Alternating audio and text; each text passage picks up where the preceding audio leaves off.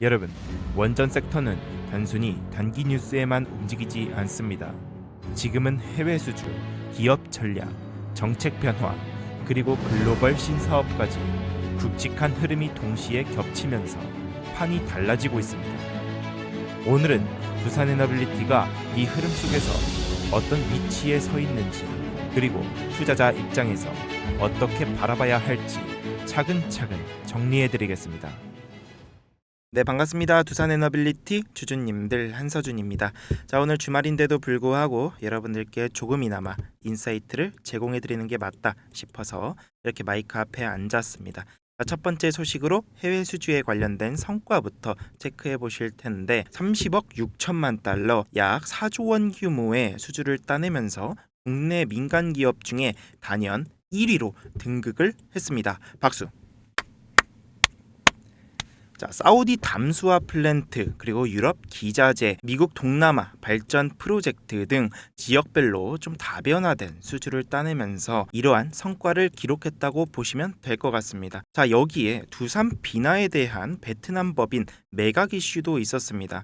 이 두산 비나가 무엇을 하는 기업이냐, 무엇을 하는 사업체냐를 봤을 때 이 두산 비나 같은 경우에는 건설, 플랜트 기자재를 공급하는 현지 법인입니다. 근데 이 비나에 대한 사업체의 수익성이 굉장히 떨어지고 본업과의 시너지가 크지가 않기 때문에 두산 에너빌리티에서 매각을 했습니다. 자, 이 뜻은 뭐냐? 두산 에너빌리티의 본업이죠. 핵심인 원전 그리고 에너지 사업에 이제 본격적으로 집중을 하겠다는 선언을 한 겁니다. 벌써부터 SMR에 2,900억 가량을 투자하면서 본격적으로 시동을 걸고 있죠. 그런데 이러한 배경 속에서 중요한 부분이 하나 있죠.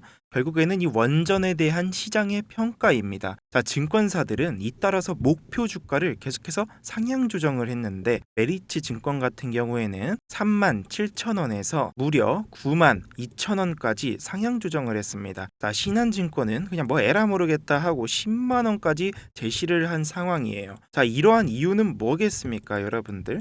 단순한 기대감 때문이 아니라 이 원전 산업에 대한 수주와 체질 개선이 빠르게 반영되고 있다는 뜻입니다. 제가 이렇게 매일같이 뉴스를 분석해드리는 이유는 앞에서 말씀드렸다시피 여러분들께 조금이나마 인사이트를 제공해드리고자 하는 건데, 보시는 것처럼 저도 한 달 넘게 4주 전부터 계속해서 매일매일 영상을 올려드리고 있습니다. 그만큼 여러분들에게 시장의 변화를 놓치지 않게 하려는 마음이기 때문에 여러분들 앞에서 이렇게 항상 마이크를 켜고 녹화하는 이유입니다. 댓글로 의견과 응원 많이 남겨주시고요. 한서준의 투자로그 구독과 좋아요 눌러주시면 더 깊고 빠른 자료 전해드리겠습니다. 자, 바로 두 번째 이슈로 정책 모멘텀과 글로벌 확장에 대한 부분을 살펴보실 텐데 국내 상황입니다. 자, 이재명 대통령이요, SMR에 대한 집중 공식 선언을 했습니다. 국제원자력기구 역시 원전에 대한 부분에 대해서 청정 에너지로 인증을 받아야 된다는 의견을 제시를 했는데요. 왜 이 SMR 그리고 원전에 대한 청정 에너지를 인증받으려고 할까요? 바로 민간 투자에 대한 부분입니다. 자, 민간 투자에 대한 부분이 만약에 활성화가 된다 했을 때 글로벌적으로도 자금이 본격적으로 들어올 수 있다는 뜻입니다. 자, 자금이 글로벌적으로 들어오게 되면 당연히 두산에너빌리티는 이 SMR에 대해서도 더 부각을 받게 될 것이고요. 자, 이 흐름은 미국에서도 더 크게 일어나고 있습니다. 여러분들도 다들 아시겠지만 트럼프가 50년도까지 원전 100기를 건설하겠다고 선언을 했었죠. 자, 1단계만 해도요, 30년도까지는 원전 10기를 건설하겠다는 계획을 구체화했습니다. 자, 이 부분에 대해서 원전 한 기당 얼마입니까, 여러분들? 10조에서 13조 가량이죠. 그러면 1단계 10기만 해도 단순 계산으로 최소 100조 원 규모입니다. 결국에는 이 계획을 실행하기 위해서 미국 에너지부에서 컨소시엄을 만들었습니다. 해결료 공급망 컨소시엄을 신설했다는 건데, 이걸 쉽게 말해서 원전 산업에 대한 협의체라는 겁니다. 자, 우라늄 채굴, 그리고 기자재 제작, 재활용 등 밸류체인 전체 기업들이 모여서 공급망을 재편하고 정책을 설계하는 구조죠. 자, 이 협의체예요. 미국 대표 기업인 웨스팅하우스와 그리고 엑스에너지, 테라파워 등이 참여할 예정입니다. 그 말은 즉슨 여러분들이 이해하기 쉽게 설명을 해드리자면 이러한 대기업들이 이런 협의체에 들어가면 누굴 찾겠습니까? 자, 웨스팅하우스가 결국 설계 기업인데 설계를 하고 시공, 기자재 공급은 누가 맡냐 이겁니다. 자, 바로 두산 에너빌리티다 라는 점을 여러분들이 꼭 좀 알아두시고 그만큼 두산의 성과는 따라오기 마련입니다.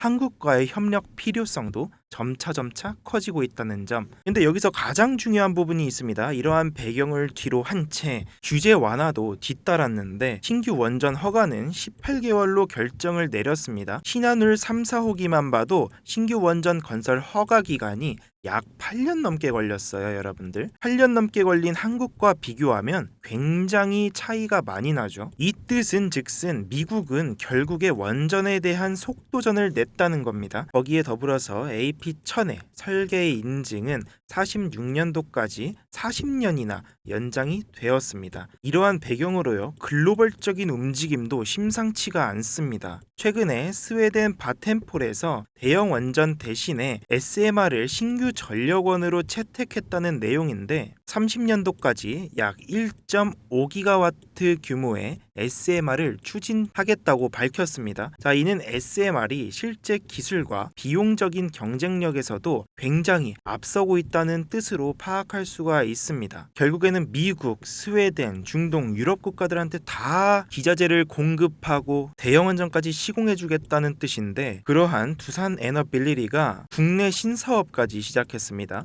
정부는 38년도까지 해상 풍력을 40.7기가와트까지 확대하겠다고 밝혔습니다. 두산은 국내 최초로 10메가와트급 해상 풍력 UL 인증을 받은 경험이 있죠. 자, 그 해상 풍력조차도 국산화율이 70%에 달합니다. 자, 결국에는 이 두산 에너빌리티가 원전과 해상 풍력 두 가지 축을 동시에 가져갈 수 있다. 이런 기업은 국내에서 유일하다는 점을 여러분들이 꼭 좀 아셔야 됩니다. 이러한 배경을 보면 여러분들이 지금 현 상황, 현 주가에서 팔아야 될지 말아야 될지 감이 오실 겁니다. 자, 이런 내용을 조금 정리해드리자면 첫 번째로 해외 수주 1위와 두산 비나 매각으로 본업에 대한 집중력이 강화됐다는 점과 둘째로 증권가의 목표 주가 상향으로 인해서 시장에 대한 기대가 바뀌어지고 있다는 점, 세 번째로 국내 정책과 국제기구의 발언, 그리고 스웨덴 사례까지 SMR은 글로벌 대세로 자리 잡아가고 있다는 점, 마지막으로 미국은 컨소시엄과 규제 철폐로 인해서 원전 산업에 대한 힘을 주고 있다는 점을 꼭 기억해 주시길 바라겠습니다. 이 내용들은 결국에 단기적인 이벤트가 아니라 중장기적인 성장 스토리가 뚜렷해지고 있다는 소리입니다. 결국에는 여러분들이 이러한 배경을 보고서 단기적인 주가 조정을 너무 겁낼 필요가 없이 이 저점 구간에서 오히려 추가 매수 기회로 활용한다면 급등을 충분히 기대해 볼 수 있다는 소리입니다. 이 영상을 끝까지 시청해주셔서 감사드리고 제 채널은요 단순히 뉴스 전달이 아닙니다. 데이터와 맥락을 여러분들께 디테일하게 전달해 드릴 거고요. 여러분들의 투자 여정에 함께 할 것입니다. 자, 앞으로도 필요한 인사이트를 계속해서 전달해 드릴 테니까 꼭 구독과 좋아요를 눌러주시길 바라겠습니다. 마지막으로 한서준 힘내라 응원 댓글까지 부탁드리도록 할게요. 내일 다시 저는 찾아뵙도록 하겠습니다. 감사합니다.